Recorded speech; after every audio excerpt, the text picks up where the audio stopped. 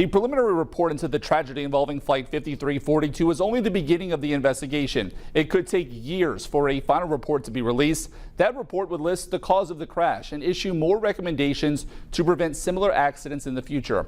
But our national investigative team found those recommendations often sit in limbo for years, with some critical safety measures never being adopted.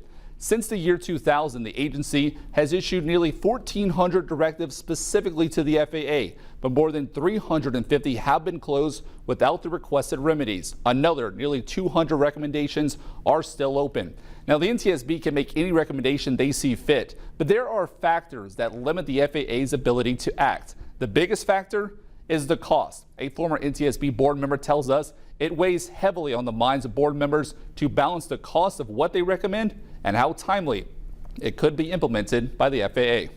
So it doesn't do us any good to send a recommendation to the FAA that we know, because of the cost, is not going to get enacted.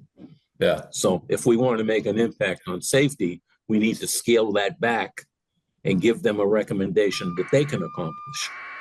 Now, John Golia was a NTSB board member from 1995 to 2004, but he spent 60 years in the aviation industry. During his time on the board, Golia said he once made a recommendation that would have cost 7 figures. Now, legally, the FAA is required to do a cost-benefit analysis to prove that the benefits of change outweigh the price.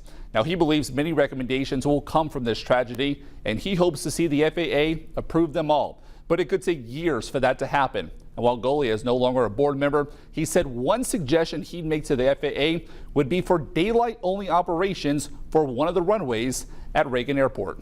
Runway 33, the one runway that they were lining up to, is a daylight-only operation, not nighttime. And the reason why I would say that is that whole eastern bank of the Potomac River there is so lit up because it's all government buildings.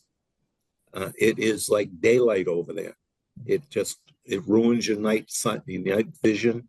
It makes it very, very difficult to come around.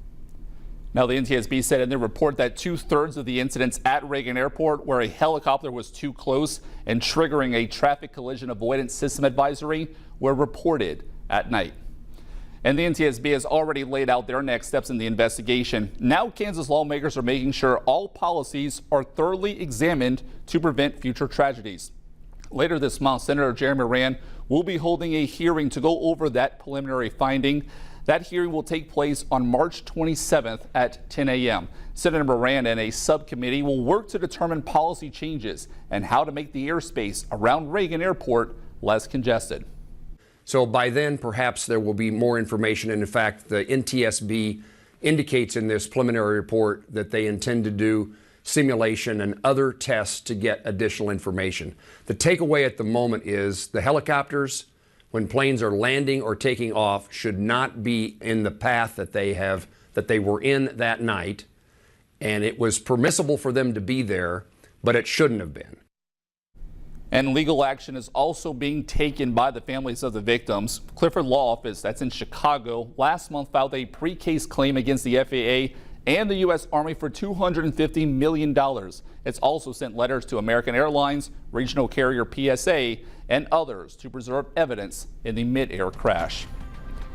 After the break, we look ahead to the next generation of pilots being trained right here in Wichita and how they evaluate aviation accidents as part of their lesson.